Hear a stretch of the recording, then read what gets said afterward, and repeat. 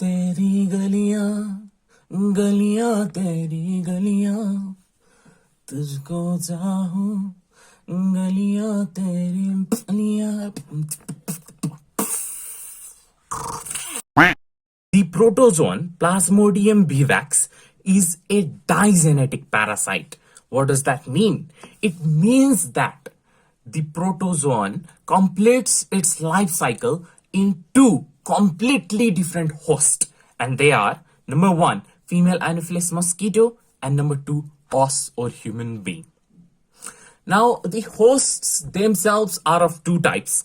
There's your primary or definite host, and then there's your secondary or intermediate host. By definition, primary host is that host where the parasite completes its sexual life cycle. While on the other hand, secondary host is that host where the parasite completes its asexual life cycle. So by this definition, the primary host of Plasmodium vivax is female Anopheles mosquito, because inside the body of female Anopheles mosquito, it completes its sexual life cycle. While the secondary host for Plasmodium vivax is human being, because inside the body of human being, it completes its asexual life cycle.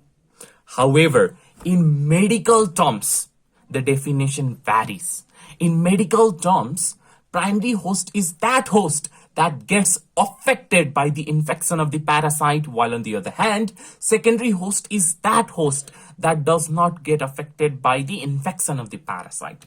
By this definition, the primary host of Plasmodium vivax is human being, because we human being, once we get infected by Plasmodium vivax, we suffer from the disease called malaria. That's why Plasmodium vivax is also known as malarial parasite. While on the other hand, female Anopheles mosquito does not get affected by the infection of Plasmodium vivax, making it secondary host I repeat, in medical terms. As long as the phrase in medical terms has not been written in the question, you need to follow the first definition. And according to the first definition, the primary host of Plasmodium vivax is female Anopheles mosquito, and the secondary host of Plasmodium vivax is human being. But that's not what we are here for today. We are here today in this video to look at the life cycle of Plasmodium vivax. In this video, I will complete the total life cycle of Plasmodium vivax in just one shot. So, let's begin. Right here, oh god damn, I'd literally piss my pants if I ever saw a mosquito this big. Jeez. Whew. Anyway, right here, let me show you with the pen. Right here, you have an unhealthy person. That is, this person right here is suffering from malaria. That also means that in the blood of this person, there are malarial parasites, which I have shown with the help of color green. So these dots are malarial parasites. Let's suppose a female Anopheles mosquito comes and then starts sucking blood from this unhealthy person. Along with the blood, the malarial parasites also get sucked into the gut or the stomach of this female Anopheles mosquito. These parasites from the gut of the female Anopheles mosquito then reach the salivary gland that is present near the mouth of this mosquito. This mosquito then, let's suppose,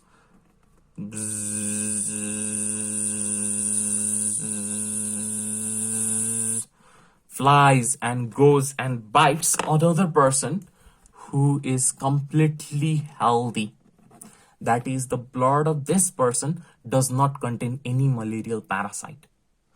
When this female Anopheles mosquito that has already been infected with malarial parasite starts sucking blood from this healthy person, it releases saliva at the region of puncture, or the region where it has just started taking blood from. Why? Because the saliva of female Anopheles mosquito contains special chemicals that act as anticoagulant. And what's the advantage of that? Since there are anticoagulant in the saliva of the mosquito, it prevents the clotting of blood and the mosquito can keep on sucking blood more efficiently. However, I have already mentioned that these malarial parasites from the stomach have reached the salivary gland of the female Anopheles mosquito.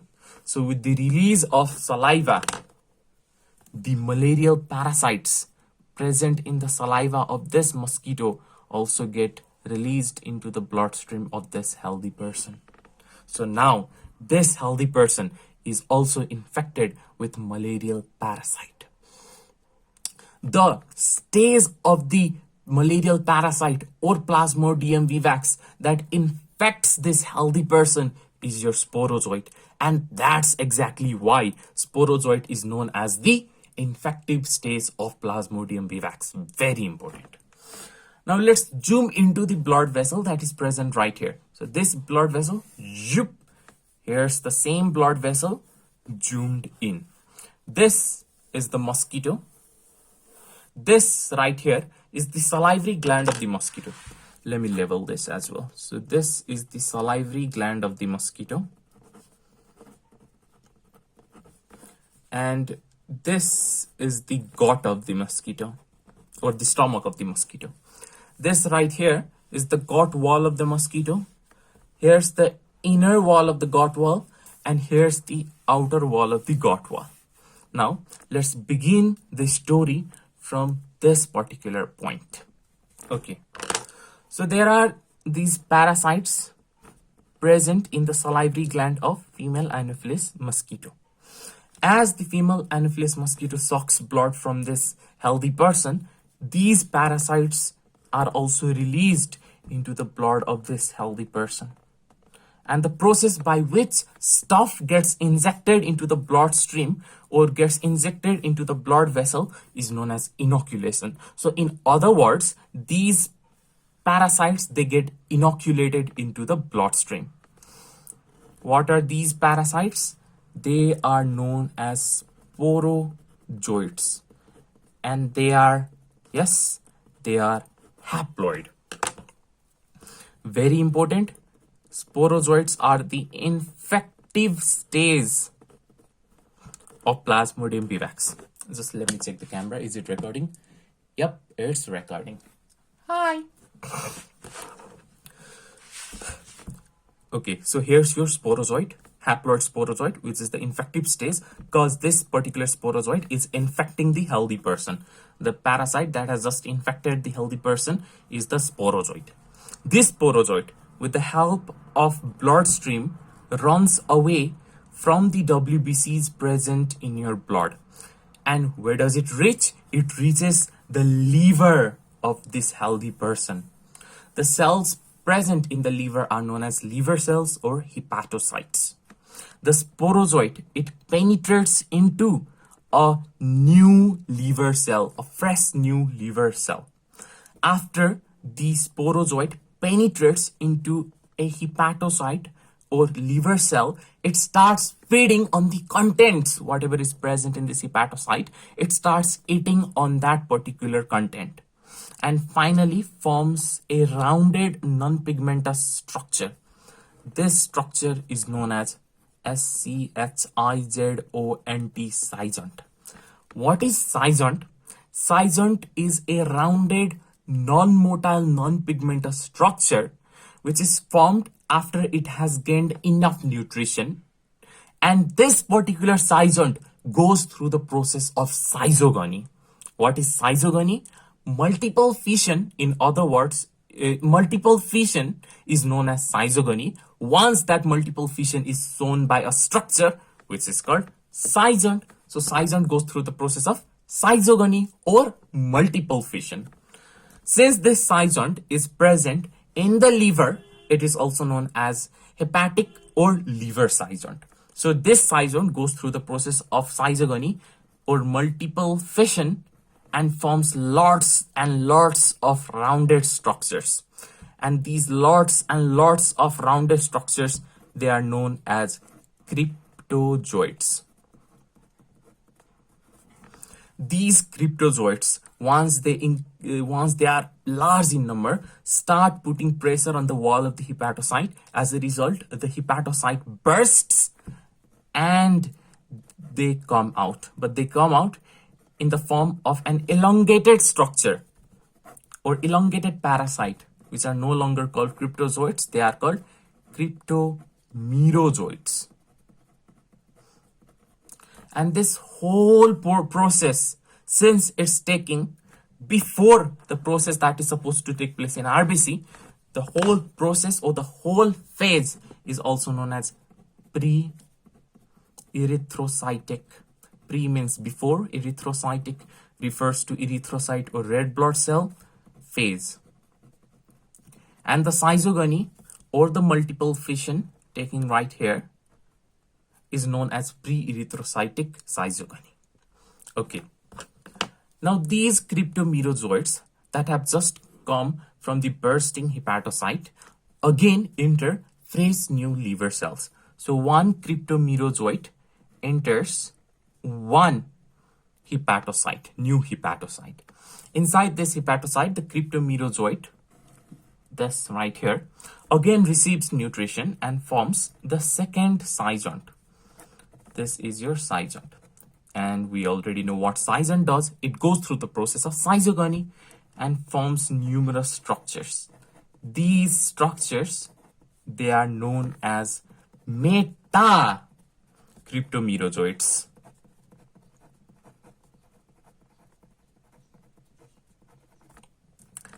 Since this particular phase occurs before the phase that is supposed to take place in erythrocyte, or outside the phase that is supposed to take place inside erythrocyte, it's also known as exoerythrocytic phase. Exo means outside and erythrocytic refers to erythrocyte or red blood cell. So it's known as erythrocytic phase. Both pre-erythrocytic phase and exoerythrocytic phase, they take place inside your liver. Here's a schizogony going on, and this schizogony is known as exoerythrocytic schizogony because it's taking place under exoerythrocytic phase. Now these cryptomerozoites, which are metacryptomerozoites, they are of two types. So there's your large metacryptomerozoites and there's your smaller metacryptomerozoites. These smaller metacryptomerozoites, they are known as micro, let me just write metacryptomerozoites or MCM. And these larger sized are known as macro MCM. So the smaller MCM, they are smaller in size and at the same time they are larger in number.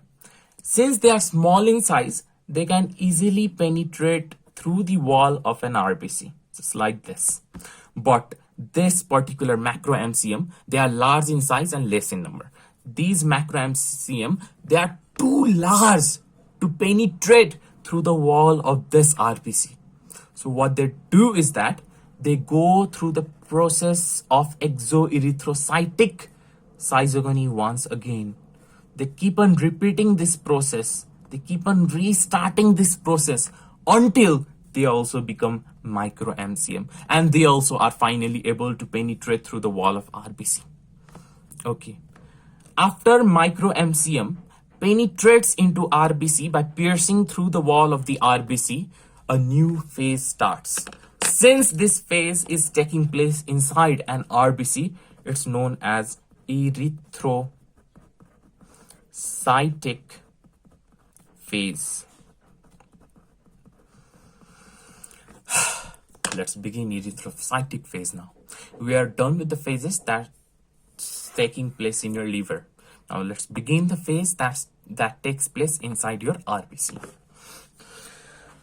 Okay, this micro MCM has entered the RBC. Inside RBC, it forms a special stage which is rounded and has a prominent nucleus. This particular stage is known as tropozoite. What's the significance of this stage? The same way The same way your sporozoites are the infective stage of Plasmodium vivax, your tropozoites are the feeding stage of Plasmodium vivax. And yes, you might have guessed it already. What tropozoite does is that it feeds upon the content of RBC. And from the chapter of RBC, you already know that RBC is nothing but a bag filled with hemoglobin. So tropozoite is feeding actually on hemoglobin. That's right. So tropozoite keeps on eating and eating and eating, but not digesting, just eating, engulfing the hemoglobin that is present in the RBC. As a result, the content of hemoglobin inside the RBC decreases, and the RBC starts looking paler due to lack of red colored hemoglobin. So, okay, tropozoite has taken in hemoglobin, fine, but it needs to keep it somewhere, right? Yes. So, the structure where this engulfed food or hemoglobin is stored is called a vacuole. And this vacuole is non-contractile. That is, it can't be squeezed. So what this vacuole does is that it pushes the cytoplasm as well as the nucleus to the side, just like this. So what's this right here? That's your vacuole. What's the vacuole filled with? It's filled with hemoglobin that the tropozoite took in. And this particular stage looks like a ring. And that's exactly why it's called the signet ring stage, because it looks like a ring. During signet ring stage, the parasite releases digestive juices inside the vacuole, and the hemoglobin inside the vacuole gets digested. And again, from the chapter of RBC, we know that hemoglobin contains two parts. There's your iron part, which imparts red coloration, or the heme part, and there's the globulin protein part. The parasite digests and feeds upon the globulin protein part. However, the iron part or the heme part remains unused. So what happens to the heme part? This undigested heme part gets converted to toxin hemozoin by the parasite. And this hemozoin is what causes malaria once it gets released into the plasma of the blood. So the parasite has already digested the food present in the vacuole. Then the vacuole disappears because it does not contain any food inside of it now. After the vacuole disappears, the parasite forms an amoeba-like structure. And that's exactly why this stage is known as amoeboid stage, because the structure of the parasite looks like an amoeba and it has pseudopoda-like structures. Let me show you with arrow. So here's the first stage, here's the second stage, here's the third stage. Then comes your fourth stage. Here, the formation of scission takes place. There are many nucleus inside this scission, and in the middle of all these nucleus, arranged at the periphery of the circumference of the scission, is your hemozoin. This hemozoin is toxic. Hemozoin is toxic and causes malaria once it gets released into the plasma of the blood. Not only that, surrounding the scission are these dots. What are these dots? These dots, or special dots, have been given the name Schaffner's dots. What are these Schaffner's dots? These Schaffner's dots are nothing but the antigens of this particular parasite right here. What are antigens? Okay. You have been given a name, right? And that name identifies you. Similarly, a cell also has proteins on the surface of it. And these proteins, they identify that particular cell. And these proteins present on the surface of this cell that identifies that cell, or the surface proteins, they are called antigens. And you are lucky because the next video is going to be exactly on that. The next video is going to be on antigen and antibodies. So wait for it. So that's your Schaffner's dots. Schaffner's dots the dots seen during erythrocytic phase during the asexual life cycle of Plasmodium vivax. Okay, then this scisant, since this scisant is present in erythrocyte, it's known as erythrocytic scisant. And since this scisant goes through the process of binary fission inside erythrocyte, the schizogony is called erythrocytic schizogony. After erythrocytic schizogony, the scisant divides into many parasites. By the way, these are still haploid. All the divisions that have taken place are mitosis or binary fission. These parasites, they are known as merozoites, and these parasites, they are present in a circular fashion, in the middle of which there's your hemozoin. This is hemozoin. Since they are arranged in circular fashion, they look like the petals of the flower rose, and that's exactly why this stage has been called the rosette stage. These merozoites, then they start exerting pressure on the wall of this RBC, and the wall of the RBC breaks, and the merozoites, they get released. What are these? These are the merozoites that have been released from the RBC. Along with merozoite, hemozoin also gets released into the plasma, and this hemozoin causes malarial fever. Now, the merozoites, they can either restart the erythrocytic phase or form gametocyte. What are gametocytes? Gametocyte contains two parts. So there's your gameto referring to gametes and cyte referring to structure. So gametocyte is that structure that forms gamete. In case of Plasmodium vivax, there are two types of gametocyte. There's your smaller microgametocyte, and there's your larger megagametocyte.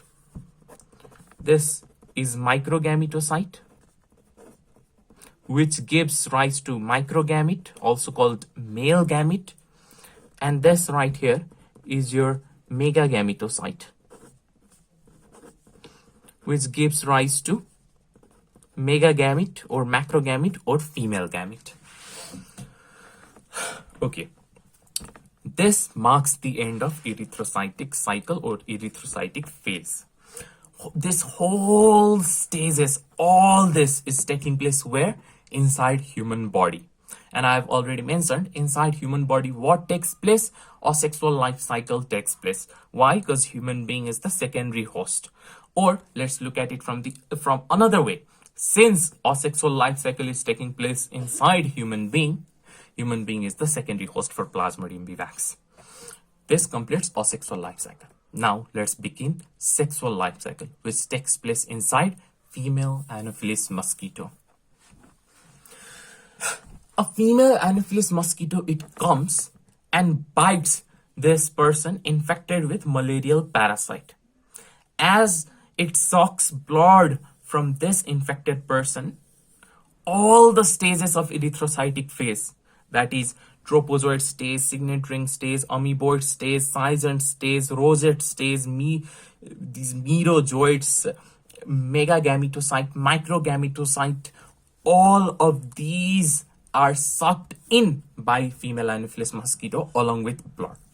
However, in the stomach of this female Anopheles mosquito, all these stages, along with the RBC in which these stages are found, get digested, except, I repeat, except microgametocyte and megagametocyte. The RBC gets digested. All these stages along with their RBCs, they get digested, except the microgametocyte and megagametocyte. So let's draw these two structures inside the stomach or the gut of female Anopheles mosquito. Here's your microgametocyte and here's your megagametocyte. These microgametocyte and megagametocyte, they go through the process of gamete formation, and that comes under sexual life cycle of Plasmodium vivax. And that phase of the sexual life cycle of Plasmodium vivax, which takes place inside the stomach of female Anopheles mosquito, is called gametogony Why? Because the process of formation of gamete is taking place. Gametogony, or formation of gamete. Microgametocyte. From microgametocyte comes out flagella-like structure. But first, there's bulges. These bulges. And inside each bulge, there's a nucleus. From each bulge comes out a flagella. So there's your flagella. There's another flagella. There's flagella from here. And finally, the last flagella. Inside each flagella, there's a nucleus. Since there's formation of flagella and the formation is taking place in outward direction, the process is known as exflagellation.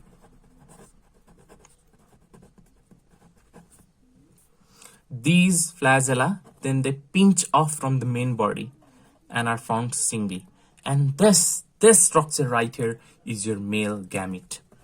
This is your male gamete. Now, megagametocyte. Megagametocyte forms a cone-like structure at its one end, just like this. It looks like a cone. And this cone-like structure is known as cone of reception. Since it looks like a cone, it's called a cone. Since it receives male gamete, it's called cone of reception. So the male gamete penetrates the female gamete through this cone of reception and forms a zygote. So all these structures, they are haploid, haploid, haploid, haploid, haploid, haploid, and finally there's your zygote, which is diploid. The zygote looks something like this. Diploid zygote. Since this zygote is motile, it's known as ookinete. This is also important because ookinete is the motile zygote of Plasmodium vivax. Motile means it can move. One way of remembering the name is that oo, let's suppose, refers to zygote, and kinete comes from the word kinetics, which comes from kinetic energy, which comes from motion. That means ookinete shows motion. That means ookinete is a motile zygote. Here you go.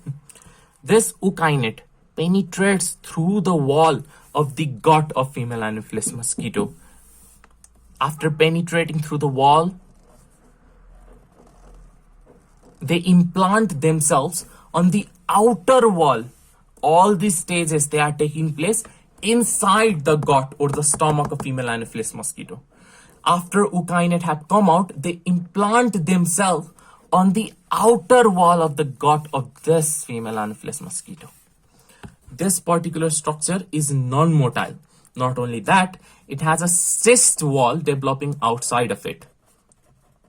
So this right here is cyst wall, and that's exactly why this zygote is known as oocyst. This is important as well because it is known as the cysted zygote. It's also known as sporont because it gives rise to sporozoites.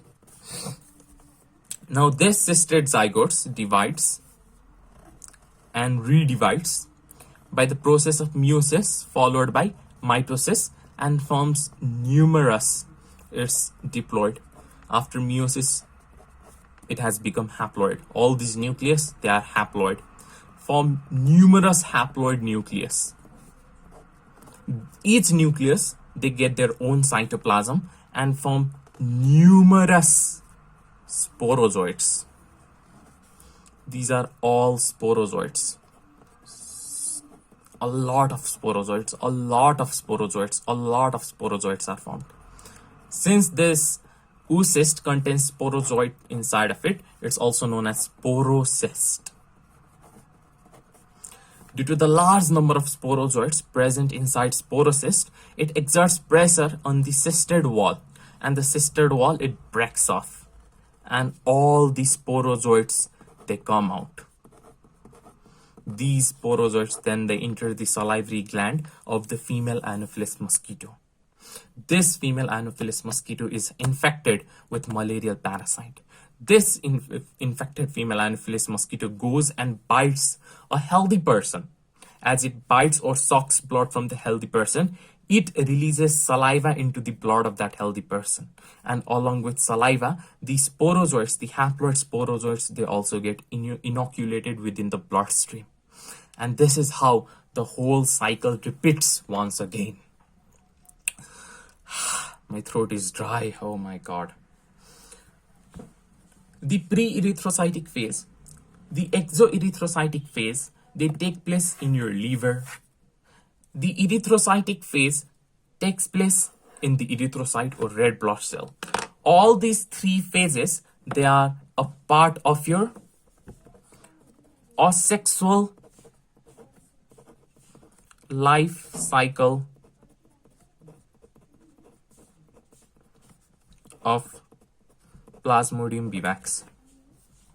Inside mosquito, gametogony takes place inside the stomach of female Anopheles mosquito, and the formation of sporozoites, also called sporogony, takes place on the outer wall of the gut of the female Anopheles mosquito. And these two stages together forms the sexual life cycle of Plasmodium vivax. And that ends the life cycle of Plasmodium vivax in one shot. Let me revise it for you for last time. Okay. Whew. So, this mosquito right here is infected with malarial parasite. Inside the salivary gland of this female Anopheles mosquito, there are sporozoites which are haploid. They get inoculated in the bloodstream of a healthy person. Escaping from the white blood cells, these haploid sporozoites, which is the infective stage of Plasmodium vivax, they enter the liver. In the liver, they penetrate through the wall of hepatocyte and enter a fresh new liver cell. Inside the liver cell, the sporozoite gains enough nutrition to form a zygote, which goes through the process of zygogony or multiple fission to form numerous cryptozoites. These cryptozoites then burst out of hepatocyte in the form of cryptomerozoites. And all these steps are the part of pre-erythrocytic phase taking place in liver. Individual cryptomerozoites, they enter fresh new liver cell where they gain enough nutrition to form second zygote that goes through second zygogony or binary fission to form multiple metacryptomerozoites. These metacryptomerozoites, they burst out of the hepatocyte. All these stages are a part of exoerythrocytic phase taking place in the liver.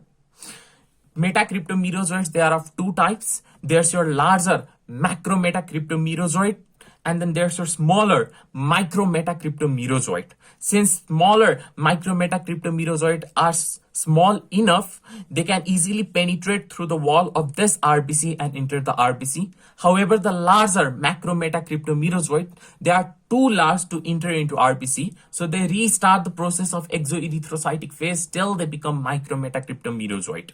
After the micrometacryptomerozoite enters an RBC, erythrocytic phase starts. The first stage of which is your tropozoite stage, which is the feeding stage that feeds upon the hemoglobin present in the RBC. As a result, the RBC starts looking paler and paler. The parasite develops a vacuole in middle of it where the food is stored. The vacuole is non-contractile, so it pushes the cytoplasm and the nucleus to the side. As a result, the parasite looks like a ring. That's why given the name signet ring stage. The parasite then feeds upon the stuff present in the vacuole by releasing digestive juice.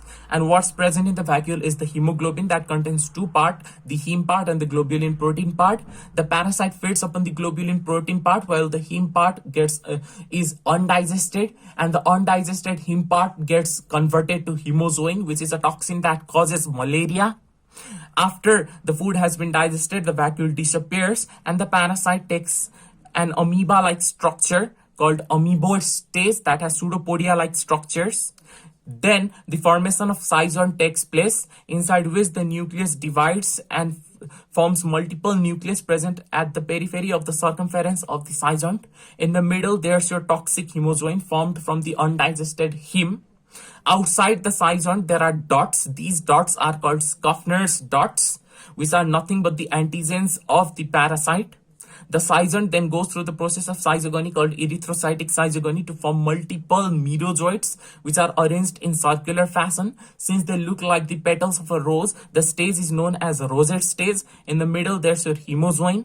These merozoites, they exert pressure on the wall of the RBC and burst out of the RBC along with the release of hemozoin, which finally causes malarial fever. The merozoite either repeat the erythrocytic phase or form micro and mega gametocyte, which give rise to gametes. The mosquito, female Anopheles mosquito, comes and sucks the blood of this infected person. When all the stages of erythrocytic phase enter the gut or the stomach of this female Anopheles mosquito, inside the stomach of this female Anopheles mosquito, all the stages of erythrocytic phase, they get digested along with the RBC, except microgametocyte and megagametocyte. Microgametocyte and megagametocyte, they give rise to microgamete or male gamete and megagamete or female gamete. Wait, let me write it. So there's your female gamete. And this process comes under the phase called gametogony, which is a part of sexual life cycle of Plasmodium vivax. Under formation of male gamete, X-flagellation takes place. Under formation of female gamete, the development of cone of reception takes place. The male gamete penetrates the female gamete through this cone of reception and fertilizes the female gamete to form a zygote, which is motile, and this motile zygote of Plasmodium vivax is known as ookinete. The ookinete penetrates through the wall of the gut of the female Anopheles mosquito and implants itself on the outer wall and forms a cyst wall around it, and this is known as oocyst. So oocyst is the cysted zygote of Plasmodium vivax, which is also called sporont because it gives rise to sporozoites. This cysted or zygote or oocyst goes through the process of meiosis followed by mitosis to form numerous haploid nucleus. These individual haploid nucleus, they receive cytoplasm of their own and form numerous sporozoites. Since oocyst contains sporozoites, now the oocyst is also called sporocyst. The sporozoites, they exert pressure on the wall of the cyst wall, and the cyst wall breaks, and the sporozoites, they come out. They travel and reach the salivary gland of the female Anopheles mosquito, from where they get re-inoculated into the blood of a healthy person. All this process under gametogony and sporogony falls under sexual life cycle of Plasmodium vivax that takes place inside female Anopheles mosquito. And all these processes that come under pre-erythrocytic phase, exoerythrocytic phase, and erythrocytic phase fall under a sexual life cycle of Plasmodium vivax, which is taking place inside the body of a human. And that's it.